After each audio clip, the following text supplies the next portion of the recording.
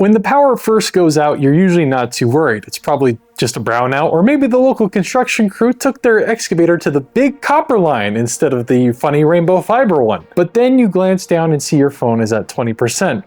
Suddenly things are looking a little bit dicey. Today we're going to go over how to make a simple solar backup setup to ensure that this doesn't become a reality. I'm not talking about a solar backup that can power your new big chilling EV or your entire home, but just something in order to make it through a period of time where the grid is more non-existent than your 10mm socket. I know that for some people this will seem silly or even just plain out unnecessary, but having virtually unlimited small appliance power on hand during a crisis is incredibly important. Where I live now, we have had several brownouts that have taken almost up to 8 hours to get fixed. And while that doesn't seem all that long, you never know when that 8 hours will turn into 8 days. So for those of you who are interested, keep watching. And for the rest, be sure to leave me a comment on how bro's doing too much. Now, when most people hear about battery backups or anything like that, they think about those battery banks that have a solar panel built into them. I hate to break it to you, that's not a very good nor reliable means of storing power. Now, which a panel like this is actually good if you want to charge something slowly and the thing you're powering sips energy. This lower repeater is a prime example of this. It uses barely any energy and slowly charges throughout the day, so it's a perfect use case. But realistically, we need to think about charging more power-intensive stuff, such as flashlights, radios, tools, phones, etc., which all tend to require a bit more oomph to get charging in a reasonable amount of time. So how do we go about this? And what about you folks out there who rent? First of all, this video is not sponsored. I have no EcoFlow, gabagool spiel to give you, but I'll leave affiliate links to products I show in the video which help support the channel. Again, feel free to not use those links or locate cheaper items than the ones that I show here. These are just the ones I'm addressing within this video. So here is a quick shopping list of all the items that we will 100% need. Now, don't worry if you don't understand what half of these things are. There's an entire video past this intro, I promise. As far as your battery goes, we will need to estimate what your actual energy demands are. Or simply put, what are the things you need to keep charged and how much energy will it cost? Let's say you wanted to power this small light at nighttime for realistically around 4 hours or so. It consumes around 5 watts of energy as it uses 5 volts and 1 amp. So 5 watts times 4 hours is 20 watt hours. So ultimately we need a battery that is larger than 20 watt hours. Again, we're just estimating here. This doesn't include inefficiencies in the system or drain from the inverter itself, etc. Okay, so let's look for a battery. But before we do that, we need to talk about battery composition. The two most common types of solar batteries are LiFePO, which stands for lithium iron phosphate, and lead acid. I'll leave these up here for a second so you don't have to Google it. All right, there you go. Lead acid batteries are decent. They're stupid cheap and pretty dang rugged overall. They're cheap, they're tough and easy to find, but are incredibly inefficient with a much shorter lifespan at around 500 to 800 cycles maximum before the capacity takes a nosedive. There are 3 main types. Flooded, which is the cheapest, but needs ventilation and regular water top-offs, so I'd recommend skipping this completely. Then we have AGM batteries, which are sealed, maintenance-free, safer to use in enclosed spaces such as an apartment or a house. And then finally gel, which are sealed, have a longer shelf life and are heat tolerant, but slower to charge and much pricier. Here's the thing about lead acid. Their usable capacity is about 50% depth of discharge to keep voltage healthy for things like inverters. So the too long to read is they're great on price for starters. If you go lead acid, it's fine, but I would choose AGM or gel to start off with. Now, looking at LiFePO batteries, honestly, this is by far the better choice and the one we will be using for this build. They have an insane battery cycle count, upwards of 5,000, and have a DoD of around 80 to 100%. With that, they maintain a consistent voltage curve almost all the way up to their depletion, making them incredibly reliable. The only cons are that LiFePO does require a BMS or a battery management system and are pretty darn expensive. So make sure that if you get one, you got some cash on hand and that the listing specifically mentions a BMS. Also, like us Texans, LiFePOs don't do well under freezing conditions, so ensure that you get one with low temperature cutoff or built-in self-heating, or just don't charge them underneath 32 freedom units or 0 degrees Kami. Again, LiFePOs can be pretty cost prohibitive, so if you need to use a lead acid battery for a bit, do it, go for it. It's better to have it on hand and be able to store energy should something happen on short notice. So with that said, let's go visit the non-murdered Jeffrey's website and see what we can get. Just searching for LiFePO, we get a lot of results, with a majority of them showing their capacity in amp hours. Fret not, to calculate watt hours here, just multiply volts by amp hours. For instance, with this little guy, you just multiply 12 volts times 10 amp hours and we get 120 watt hours. Also, please keep in mind what I said before about LivePos. You need to ensure that they have a battery with a BMS built in. That way we don't make a kiln out of your living room. We'll take this one for an example. It states it has a BMS. It has 1,200 watt hours, which is well over our needs for that single light. It has some solid reviews, and I bet will be more than adequate for my needs as well as our theoretical scenario. All right, now let's take a look at our solar panel. My suggestion off the rip is to get a minimum of a 100-watt solar panel. It's just better for a number of reasons, such as faster charging, better bang for your buck as far as Dolan per watt goes. They're more efficient, more fault tolerant, and still moderately portable enough to chuck in the back of a truck or something. So what we're looking for in a solar panel of this size is going to be an N-type monocrystalline glass panel that can output 18 volts and 5.5 amps, as again, that equates out to our 100 watts. Now you'll notice that panels not listed as N-type are much cheaper. That's for a reason. N-type panels are more efficient, have a longer lifespan, and are way more durable as they use silicon solar cells that are doped with phosphorus. I would go into depth here about why that is important, but it gets into the realm of stuff that, while I understand it, I don't trust myself to try and explain it properly. So from my research, it's just an overall better pick. Again, if you're making an investment here in long-term survival, it might as well be a good panel. And from my research, this seems to be the best bet. By all means, correct me in the comments. I'm an imperfect man. God knows it. As far as brands go, Renogy is generally pretty decent and has good reviews across a lot of sites. Now those could be botted, but hey, Amazon takes returns at your local Whole Foods for a reason. Looking at this one, I would say this is probably a good bet. It's a 100-watt N-type monocrystalline panel with a lot of solid reviews. The question now becomes, how many do you need? Well, right now we're powering a single light, so realistically we're not using that much power. At 20 watt hours used per night, we will need to generate more than 20 watt hours per day to keep the battery charged. And guess what? A single 100-watt panel would achieve that pretty dang quick. With how we are using it currently, a single 100-watt panel with clear skies will pretty much keep our battery topped off for the foreseeable future of the battery's lifespan. Again, realistically, these panels will be netting around 70 to 80 watts average, so on a perfect 6-hour sunlight day, you'll probably see around 480 watt hours. This is the gentle balance which I will let you, dear viewer, discover through estimation, calculation, and/or the usage of the Oracle in order to fully determine what you need as far as capacity goes. This is just to give you a rough idea of what you'll need to get started. Also, quick aside, in that same vein as our solar panel here, get a PV disconnect. This will ensure that you have a quick and effective way to disconnect your solar panel from your battery if something bad happens, or if you need to work on something on your system throughout the day. You'd rather be safe than sorry on this one. Just trust me, get one that is rated for what your system is pumping out and you'll be a-okay. Now, as I mentioned, for you renters out there, your usable space and your level of aesthetic care is what will determine how the rest of this goes. For me, I'm placing this out on my roof outside my window with a safety cable strap attached to it so it doesn't fly away. Just understand, this doesn't have to be permanent. You can pretty much take this wherever you want. All right, so we got our battery and our solar panel. Now, we need a way to properly regulate the charge and discharge of our battery. For this, we are going to use an MPPT controller, which stands for Maximum Power Point Tracking. Think of the MPPT as a regulator that makes sure each part in this system we're making is being managed properly. Also, if you're wondering and you see them about,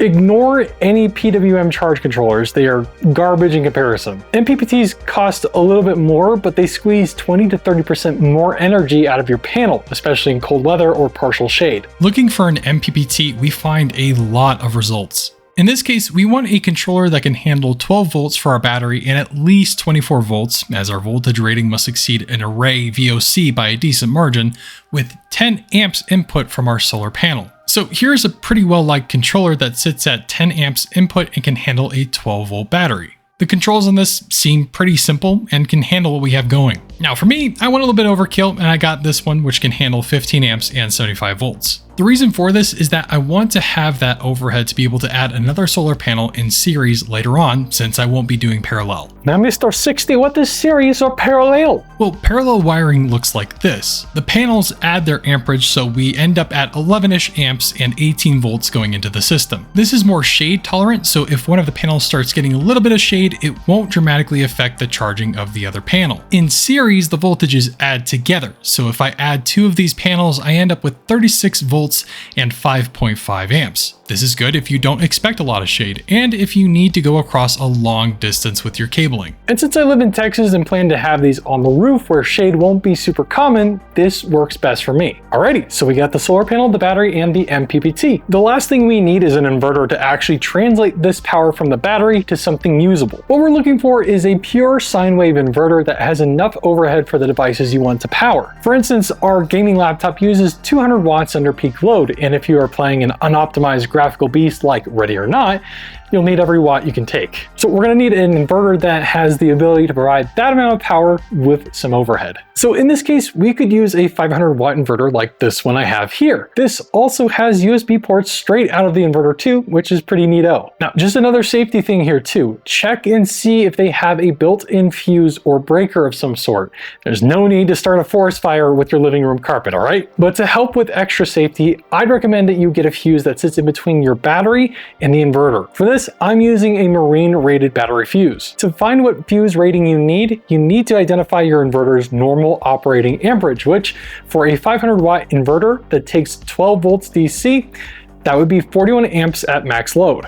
But you should add a safety overhead of around 125%, so it won't pop under normal usage and won't let you murk the battery either. So I'll do 41 times 1.25, which equals 51.25 amps. So just to be safe, I'm going to be using a 60 amp fuse. Again, ensure that you choose a fuse that is for you to use and don't confuse my fuse for your fuse and accuse me of fuse confusion. Also, watch this video from Clever Solar Power by Nick for a more in-depth explanation on how to find the right rating for your fuses. Now we need to find what wire we're going to use for this project. For this, I'm using the National Electric Code table in order to make this determination, and I suggest you do the same. From the battery to the inverter, the max amperage we should see is around 51 or 52-ish amps. So we can use 6 gauge wire as it can handle 65 amps with a 75C temp rating. And remember that the fuse we are placing on the battery is meant to protect our wiring. So since this fuse will blow at 60 amps and our wiring can handle 65 amps, we should be good to go. I'll also need an extension cable from the solar panel to the MPPT since the solar panel will be outside on my roof, so it's just a little bit out of reach from my MPPT. In this case, 10 gauge is the one I ended up with and will be more than enough for the 5.5 amps we plan on bringing in. For the PV disconnect to the MPPT and MPPT to the battery, I landed on using this 12 gauge wire as downstream of the PV disconnect, it shouldn't be more than 5.5 amps or at most 10 amps with that breaker we installed. Additionally, the MPPT's max amperage output to the battery is 15 amps, so once again, 12 gauge wire will work perfectly. Also, I suggest that you use this calculator here to double check that what you plan on using throughout your system will work and not cause any fires. Also, when you're looking for this wire, ensure that it's not copper-clad aluminum, as that just increases the resistance and thereby heat. Just as a general rule, heat and electronics are not usually friends. Either way, you'll know it's the right one when it's basically $1 a foot, or if it puts you in pain to add it into your cart. So we've essentially set up our system to where the wires won't melt, but the fuse will pop if the amperage spikes above 60 amps for some reason. Please be sure that you verify this for yourself. Whatever amperage you have in your system, just be careful. Please be careful. Now, is this being overly cautious? Do you like having a home that isn't thermally decomposed? All right, let's combine all the parts now. Now, fair warning, I am not a master electrician. I am just some dude on the internet. I am not the model of safety nor best practices, but what I will be demonstrating is my way of setting this up. And another disclaimer in case none of this has dissuaded you from trying this yourself, doing this wrong can kill you. Be careful. So here's a quick layout of our parts as well as our tools that we need.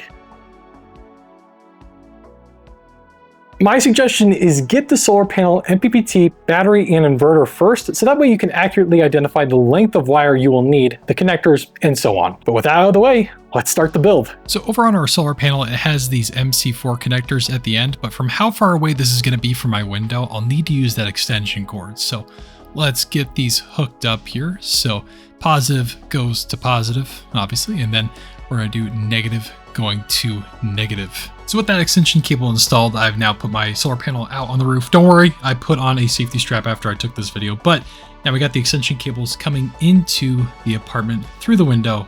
Let's move on. So the next thing we need to do is set up our PV disconnect switch. Now, unfortunately, the one that I got did not come with MC4 connectors already installed, so I had to do this myself. This part is semi-intuitive, It really just depends on which one that you get. So essentially what you'll need is to have one side with the MC4 connectors and the other side just stranded wires. That's just going to go to our MPPT. But as you can see here, you'll feed those wires through those holes. This is not a fun process, but again, it's intuitive enough to where I think you'll be able to figure it out. As I said before, one side's going to need to have MC4 connectors. I was able to crimp it just using the tools I had at hand, but I don't feel comfortable showing you the wrong way to do it. So instead, I'm going to direct you over to LDS Reliance to show you how to crimp MC4 connectors the right way. Then you can come back over here and we'll continue the rest of the video. So then again, I'm just showing here having positive to positive, negative to negative on both sides. Again, with one side having MC4 connectors and the other side just being bare wire. Okay, and there we can see this little overview here where we have our extension cord plugged into our PV disconnect, and our PV disconnect will then plug into our MPPT. But we're not doing that right now. I just want to kind of give you an overview as to what it will look like later on. And remember, keep it negative to negative, positive to positive, all the way through to the MPPT. Next, and this is important by the way, we want to connect the battery to the MPPT controller first, as this will power the MPPT and allow it to auto-detect voltages for the battery and input voltages from the solar panel thereafter. Now, depending on the battery that you end up getting, you'll need to get connectors conducive with the terminals on the battery itself. For instance, I got these 4 to 12 gauge wire connectors on Amazon, which fit this battery terminal with a screw and nut. So let's make our cables. First, we need to identify how long of a run we'll need. For me, it's a pretty short distance. Next, we need that 12 gauge wire, as this is going to go to the MPPT, which won't be drawing that much power, hence the usage of the smaller gauge wire. So we'll cut the cable, strip the insulation, and crimp the connector on one of the ends of each cable. So I lost the footage for this, but essentially it'll look kind of like this. Also, make sure to put heat shrink tubing on each one of these wires, so that way, whenever you're done crimping, you can go ahead and make that heat shrink tubing shrink and make sure everything's nice and insulated. On the stranded end of the smaller gauge wire, insert that into your MPPT controller. Usually it'll have a battery input symbol. Again, remember, black to negative, red to positive. Now again, do the same thing for that 6 gauge wire. Again, we're cutting it, crimping it, and getting it ready to go directly onto that battery terminal. Now again, I'm sorry, I lost the footage for this as well, but whenever you're making that 6 gauge wire, make sure that you put the connectors conducive to your inverter as well as to your battery. So in this case, for me, I just use those circular connectors on both sides, as that fit my inverter as well as my battery. Again, make sure to use that heat shrink tubing to make sure that you insulate those connectors, and you should be good to go. Okay, now let's get the MPPT and inverter put onto the positive lead, but before we can do that, we need to install our fuse. So let's undo that screw for the positive lead. Let's go ahead and screw in that fuse holder there. We're going to use our ratchet to make sure that it's as secure as humanly possible. And there's our 60 amp fuse, and we'll just place that right on top there. And that's it. Okay, now let's take the positive lead from the MPPT as well as the positive lead from our inverter and throw that onto our positive terminal here. We're going to go ahead and grab our nut, go ahead and wrench that down with our hands first, get that hand tight, and then grab our ratchet to make sure that, again, it's as secure as humanly possible. Now for the kind of scary part, we're going to go ahead and get the negative lead set up. So I have the negative lead from the inverter here as well as the negative lead from the MPPT, chucking that screw right through both of them. Normally there's a lot of sparks here, so again, make sure to grab your iPro for this. Just be careful. That's why I'm acting so cautious here, because normally sparks ablaze. Nope, no sparks. We're good. So yeah, I'll go ahead and just screw this in here, and then once again, I'm gonna go ahead and grab that ratcheting wrench and make it as secure as possible. So with that done, your MPPT should be powered now. Now, on some MPPTs, you will need to set your battery type to charge it properly. For that, you will need to reference your manual that came with your MPPT. Usually, it will use the most common battery types out there, so this shouldn't be too convoluted. Again, the Oracle can be very helpful now and again, so consult it if you need. Alrighty, almost done. Let's set up the PV disconnect. Make sure that it is in the off position to start off with. Once you confirm that, let's go ahead and get that plugged into your MPPT. Again, this is going to go into the area that has the solar panel icon or says solar, something to that effect, with negative going to negative, positive going to positive. Once you have that screwed in and you confirm that it's nice and tight, it's not going anywhere, let's go ahead and turn on our PV disconnect. So here we go. Here's the up. There it happened. It happened. Solar panel's outside. It's gathering electricity, and look at our MPPT. Charging. Nice. Let's go. And one thing left to do. Let's test out that inverter, make sure it works. Turn it on. And green light. So we're good. And this is just an addendum for the build here. As an additional safety measure, I would recommend getting a metal box of some sort to contain all this in, so if a fire starts, it'll at least be contained. And the battery temp sensor, as well as a battery percentage sensor, a low voltage alarm, all that will help ensure you don't end up killing your battery. And there you have it. When you experience your next blackout and need a little extra juice to make it till when they remove the dead squirrel off the now exploded transformer, you'll be able to charge your important devices and not skip a beat. This can also be scaled up too, but for that, I'd recommend that you go to a channel like DIY Solar Power with Will Prouse to get more in-depth info. That dude has a stack of knowledge when it comes to solar. Much more knowledgeable on this than I am. Now I can hear it already. This is what I do. I predict the comments. This is what I do. I listen, I hear, I see. It's what happens. Bro's out here doing too much when EcoFlow exists. Someone tell little bro that all-in-one charging solutions exist. They're out there, bro. What are you doing? Here's the thing. This system is built so that if one component goes down, you can replace that component rather than the entire system. All-in-ones like this EcoFlow are great. They're simple, easy to use, and everything is built in. But that's also its biggest flaw. It's not a very consumer level repairable item. If something happens to one of its components because you dropped it too hard or it got wet or something happened, you're kind of SOL. With what we have, it's generally as simple as swapping out that individual component in order to fix the system. Now, to be fair, they do offer a 5-year warranty and overall generally have easy no-tool setups. But again, I always have this gut feeling of if you can make essentially the same thing yourself, then why not? If you find no value in this, I have no idea why you watched up until this point, but disregard everything I said and make yourself a delicious Italian sandwich instead. Throughout this process, I learned a lot, and I hope that you did too. So thanks for sticking around to the end. But let me know what y'all think. If you would want to make something like this, if you feel like it's useful or overkill, and if you hate peas as much as I do. Anyways, thank you all so much for watching. I really do appreciate it. And as always, remember our sole objectives. Stop the killing, stop the dying. I'll see y'all later.